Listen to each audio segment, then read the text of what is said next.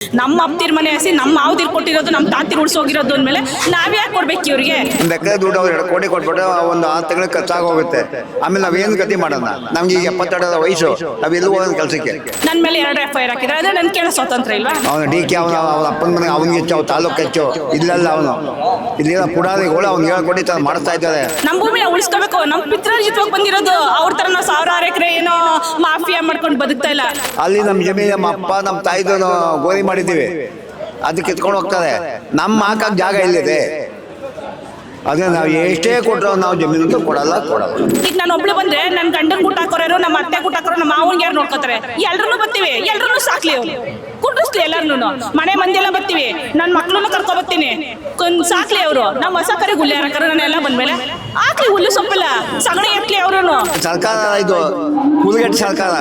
ನಿನ್ನೆ ಒಂದಷ್ಟು ಸರ್ವೆ ಮಾಡಕ್ಕೆ ಬಂದಂಥ ಸಮಯದಲ್ಲಿ ಒಂದಷ್ಟು ರೈತ ಮಹಿಳೆಯರು ರೈತರೆಲ್ಲ ಸೇರಿ ಪೊರಕೆ ಸರ್ವೆ ಮಾಡಿ ಕಳಿಸಿದ್ರಿ. ಇವತ್ತು ಆ ರೈತರ ಮೇಲೆ FIR ಫೈಲ್ ಆಗಿದೆ. ಏನು ಹೇಳಕ್ಕೆ ಇಷ್ಟಪಡ್ತೀರಿ? ಸರಿ, FIR ಮಾಡಲಿ. ನಾವೇನು ರೈತರು ಕೊಲೆ ಮಾಡಿಲ್ಲ, ಮರ್ಡ್ರ್ ಮಾಡಿಲ್ಲ, ಇಲ್ಲ ಕಳ್ತನ ಮಾಡಿಲ್ಲ, ಇಲ್ಲ ಯಾರ್ದೋ ಭೂಮಿನ ಕಸ್ಕೊಳಕ್ಕೆ ಹೋಗಿಲ್ಲ. ನಮ್ಮ ಭೂಮಿನ ಉಳಿಸ್ಕೊಳಕ್ಕೆ ಹೋಗಿದ್ದೀವಿ. ಇವ್ರು ಏನೂ ಇಲ್ದೇನೆ ನಮಗೆ ನಮ್ಮ ಭೂಮಿ ಕಿತ್ಕೋಬೇಕಾದ್ರೆ ನಾವು ಸುಮ್ಮನೆ ಕುತ್ಕೊಳಕ್ಕಾಗತ್ತಾ ಸರ್? ನಮ್ಮ ಭೂಮಿನ ಉಳಿಸ್ಕೋಬೇಕು. ನಮ್ಮ ಪಿತ್ರಾರ್ಜಿತವಾಗಿ ಬಂದಿರೋದು ಅವ್ರ ಥರ ನಾವು 1000 ಎಕರೆ ಏನೋ ಮಾಫಿಯಾ ಮಾಡ್ಕೊಂಡು ಬದುಕ್ತಾ ಇಲ್ಲ. ನಮ್ಗೆ 1/2 ಎಕರೆ 1 ಎಕರೆ ಉಳಿಸ್ಕೊಂಡಿದ್ದೀವಿ. ಅದರಲ್ಲೇ ನಮ್ಮ ಜೀವನ, ನಮ್ಮ ಮಕ್ಳು ಮರಿನ ಸಾಕಬೇಕು, ನಾವೆಲ್ಲ ಮಾಡಬೇಕು ಅಂದರೆ ನಮ್ಮ ಭೂಮಿನ ಉಳಿಸ್ಕೊಳ್ಳೇಬೇಕು ನಾವು. ಹಂಗಾಗಿ ಅವ್ರು ಹೊತ್ತಲ್ಲ ಎಷ್ಟು FIR ಹಾಕಲಿ, ನನ್ನ ಮೇಲೆ 2 FIR ಹಾಕಿದ್ರೆ ಅಂದರೆ ನನ್ನ ಕೇಳೋ ಸ್ವಾತಂತ್ರ್ಯ ಇಲ್ವಾ? ನನ್ನ ಜಮೀನು ನಾನು ಉಳಿಸ್ಕೋಬೇಕು ಅನ್ನೋದಿಲ್ವಾ? ಇವ್ರು ಏನಾದರೂ ನಮಗೆ ಏನಾದ್ರು ಇವ್ರು ಅಪ್ತಿರ್ ಮನೆಯಿಂದ ಕೊಟ್ಟಿರೋ ಜಮೀನು ನನಗೆ ಕಿತ್ಕೋತಾ ಇದೀವಿ ವಾಪಸ್ಸು. ನನಗೆ ನಮ್ಮ ಅಪ್ತಿರ್ ಮನೆ ಹಸಿ ನಮ್ಮ ಮಾವದಿರ್ ಕೊಟ್ಟಿರೋದು, ನಮ್ಮ ತಾತಿರ್ ಉಳಿಸೋಗಿರೋದು ಅಂದಮೇಲೆ ನಾವ್ಯಾಕೆ ಕೊಡ್ಬೇಕು ಇವ್ರಿಗೆ? ಅವ್ರು ಎಷ್ಟು FIR ಹಾಕಿದ್ರು ನಾವು ಯಾರು ಬಗ್ಗಲ್ಲ ಸರ್, ನಾವು ಕೊಡಲ್ಲ. ಅವರು ತಗೊಂಡೋಗಿ ಕೂರಿಸ್ತಾರ. ನಮ್ಮ ಹೊಸ ಕರ ಕುರಿ ಮೇಕೆಯಿಂದ ಬರ್ತೀವಿ, ಜೈಲಲ್ಲಿ ಕೂರಿಸ್ಲಿ ಎಲ್ರಿಗೂ ಊಟ ಹಾಕ್ಲಿ. ನಾವು ಕೂತಿರ್ತೀವಿ, ನಾವು ಹೊಲದಲ್ಲಿ ಸಾಕಾಗಿರ್ತೀವಿ. ಈಗ ಮಳೆ ಇಲ್ಲ, ಹೆಂಗೆ ಮೊದಲೇ ಬರಗಾಲ ಬಂದಿದೆ. ರಾಜನ ತಕ್ಕಂತೆ ಮಳೆಗಾಲ ಅನ್ನೋ ಥರ ಬಂದ್ಬಿಟ್ಟಿದೆ, ಅದನ್ನು ಬರಗಾಲ ಬಂದ್ಬಿಟ್ಟಿದೆ. ರಾಜ ಆಳ್ತಾವನಲ್ಲ, ಈ ರಾಜನ ತಕ್ಕಂತೆ ಬರಗಾಲ ಬಂದಿದೆ. ಕುಡಿಸ್ಲಿ, ನಮಗೂ ಕರ್ಕೊಂಡೋಗಿ ಎಲ್ಲರೂ ಬರ್ತೀವಿ. ನಮಗೂ ಊಟ ಹಾಕ್ಲಿ, ನಮ್ಮ ಹಸು ಕರುಗಳಿಗೂ ಹುಲ್ಲು ಮೇವು ಎಲ್ಲ ಹಾಕ್ಲಿ. ಮೊದಲೇ ಬರ್ದಲ್ಲಿ ನಮ್ಮ ಕೈಲಿ ಅನ್ಸಕ್ಕಾಗಲ್ಲ. ಇವಾಗ ಕೂತ್ಕೊಳ್ತೀವಿ. ಏನಂತ ಕೇಸ್ ಹಾಕಿದ್ದಾರೆ? ದೌರ್ಜನ್ಯ ಅಂತ ಹಾಕಿದ್ದಾರೆ ಸರ್. ಏನಕ್ಕೆ ದೌರ್ಜನ್ಯ ಮಾಡೋಣ? ನಾವು ಹೊಲದಲ್ಲಿ ಕೆಲಸ ಮಾಡೋರು ಕುಡ್ಲಿಡ್ಕೊಂಡು ನಾವು ಸೊಪ್ಪು ಏರು ಹುಲ್ಕು ಏರು. ಇನ್ನೇನು ಈ ಅಪ್ಪದ ಎಲ್ಲರ ಥರ ನಾವು ಸರ್ಕಾರದ ಥರ ಗೂಂಡಾಗಿರಿ ಮಾಡೋಕ್ಕಾಯ್ತದ? ಅವ್ರು ಮಾಡ್ತಿರೋದು ಗೂಂಡಾಗಿರಿ ನಮ್ಮೇಲೆ ಹಾಕ್ತಿದ್ದಾರೆ. ಮತ್ತು ಅವ್ರ ಕಡೆ ಆದವ್ರನ್ನೇ ನಮ್ಮಲ್ಲಿ ಸೇರಿಸಿ ಅದನ್ನ ಒಂದು ಕಲ್ಲೆಸೆಯೋದು, ಒಂದು ಇನ್ನೊಂದು ಮಾಡಿಸ್ತಾ ಇದ್ದಾರೆ. ಮಾಡಿಸ್ಕೊಳ್ಳಿ ಬಿಡಿ, ಮೇಲಿರೋನೊಬ್ಬ ನೋಡ್ತಾ ಇರ್ತಾನೆ. ದೌರ್ಜನ್ಯ ಅಂತ FIR ಹಾಕಿದರೆ ನಿಮ್ಮ ಕೈಗೆ ಪೆಟ್ಟಾಗಿದೆ ನೋಡಿ. ಅದು ಪೊಲೀಸ್ನವರು ಎಲ್ಲ ಎಳ್ದಾಡಿ ನನ್ನನ್ನು ಒಂದು ವಿಡಿಯೋ ಇದೆ ನೋಡಿ. ನನ್ನನ್ನು 7-8 ಜನ ಪೊಲೀಸ್ನವ್ರು ತೊಗೊಂಡೋಗಿ ಎಳೆದು ಒಬ್ಬ ಮನುಷ್ಯನ ಲೇಡೀಸ್ನ ತೊಗೊಂಡೋಗಿ ಹಾಕ್ತಿರಲ್ಲ. ನನಗೆ ಏನಾರು ಅಲ್ಲಿ ಒಂದು ಸ್ವಲ್ಪ ಕಲ್ಲು ಮಣ್ಣು ಎಲ್ಲ ಹೊಲ ಸರ್, ಅದು ಕಲ್ಲುಗಳೆಲ್ಲ ಇರೋ ಜಾಗ. ಏನಾರು ಏಟಾಗಿರೋ ಯಾರು ಹೊಣೆ ಸರ್? ನಾವು ಯಾರನ್ನ ಕೇಳೋಣ? ಇವ್ರು ಮಾತ್ರ FIR ಹಾಕ್ಸೋ ತಕ್ಷಣ ಅರೆಸ್ಟ್ ಮಾಡೋಕ್ಕೆಲ್ಲ ನಿಂತವ್ರಲ್ಲ.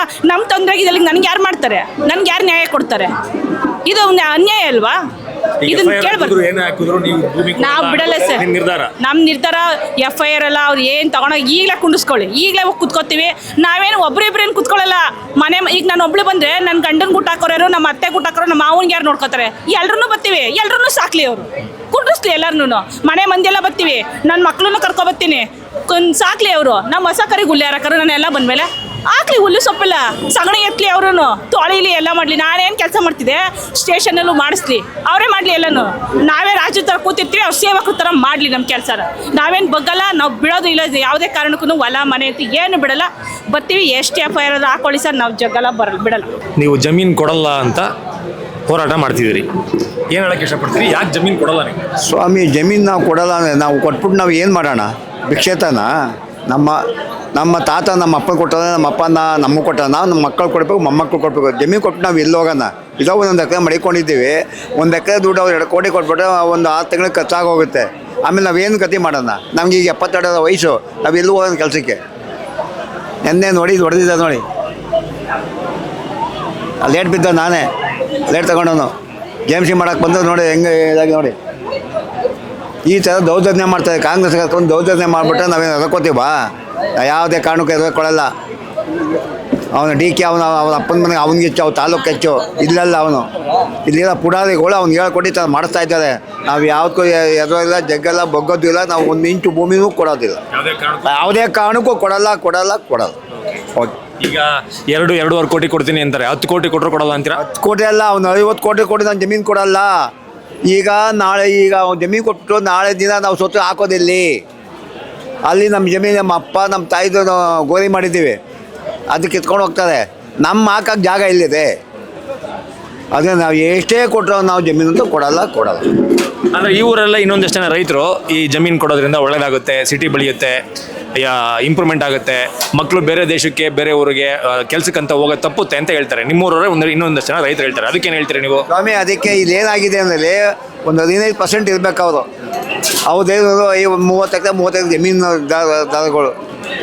ನಮ್ಮದು ಇರೋದು 1 ಎಕರೆ, ನಮ್ಮ ಕೈಲಿರೋದು 30 ಗುಂಟೆ, 1 ಎಕರೆ 2 ಎಕರೆ ನಾವು ಬಡವ ರೈತರುಗಳಿರೋದು. ಅವ್ರು 50,000 40 ಎಕರೆ ಮಾಡ್ಕೊಂಡವ್ರೆ. ಈಗ ಅವರು GBD ಉಪಾಧ್ಯಕ್ಷರಾಗವ್ರೆ. ಅವ್ರಿಗೆ ಕೋಟಿ ದುಡ್ಡು ಬರ್ತದೆ, ಎಷ್ಟೋ ಕಮಿಷನ್ ದುಡ್ಡು ಬರ್ತದೆ. ಅವ್ರು ಏನೋ ಮಾಡ್ಕೋಬೋದು. ಅದರಿಂದ ಅವ್ರು ಕೊಡಬೇಕು ಅಂತ ನಾ ಎಲ್ಲಿ ಮುಖ್ಯವಾದ ರೈತರು ಯಾರೂ ಇಲ್ಲ. ಈ ದಳ್ಳಾಳಿಗಳು, ಬ್ರೋಕರ್ಗಳು ಅಲ್ಲಿ ಬರೋ ಕಮಿಷನ್ ತಂದೆಗೆ ಅವ್ರು ಇದು ಮಾಡ್ತಾಯಿದ್ದಾರೆ. ಹೌದು. ಈಗ ನಿನ್ನೆ ಒಂದಷ್ಟು ಗಲಾಟೆ ಆಯಿತು, ಸರ್ವೆ ಮಾಡಕ್ಕೆ ಬಂದಂಥ ಟೈಮಲ್ಲಿ ಒಂದಷ್ಟು ಗಲಾಟೆ ಆಯಿತು. ಈಗ ಮಾಗಡಿ MLA ಬಾಲಕೃಷ್ಣ ಅವರು ಇವರೆಲ್ಲ ಕುಮಾರಸ್ವಾಮಿ ಚೇಲಾಗಳು, ಅವ್ರು ಹೇಳ್ಕೊಟ್ಟಂಗೆ ಇವ್ರು ಮಾಡ್ತಾವ್ರೆ ಅಂತ ಹೇಳ್ತಾರೆ. ಏನು ಹೇಳ್ತೀರಿ ನೀವು? ಅದಕ್ಕೆ ನಾನು ಹೇಳ್ತೀನಿ, ಬಾಲಕೃಷ್ಣ ಚೇಳಗಳಿಗೆ ಕೆಲಸ ಮಾಡ್ತಾರೆ. ಅವ್ನು ಬಾಲಕೃಷ್ಣ ಬಾಲ ಕಟ್ ಮಾಡ್ಬೇಕು. ಅವ್ನಿಗೆ ಬಾಲಕೃಷ್ಣ ಬಾಲ ಕಟ್ ಮಾಡ್ಬೇಕು. ಅವ್ನು ಲೋಪ ಅಂತ ಕಸ್ಬಿಟ್ಟು ಈ ಥರ ಮಾಡ್ತಾವನೆ. ಅವನು MLA ಅಲ್ಲ, ಅವನು ಬ್ರೋಕರ್ ನನ್ನ ಮಗ, ಗೊತ್ತಾಯ್ತಾ? ಇಲ್ಲ ತಾವೇ ಎಷ್ಟು ಜಮೀನು ಹೊಡೆದವನೆ, ಎಂಥ ಕಳ್ಳ ಅವನು ಕುಮ್ಮತ್ತಿನಿಂದ ಅವ್ರು ಆಡ್ತಾ ಇರೋದು.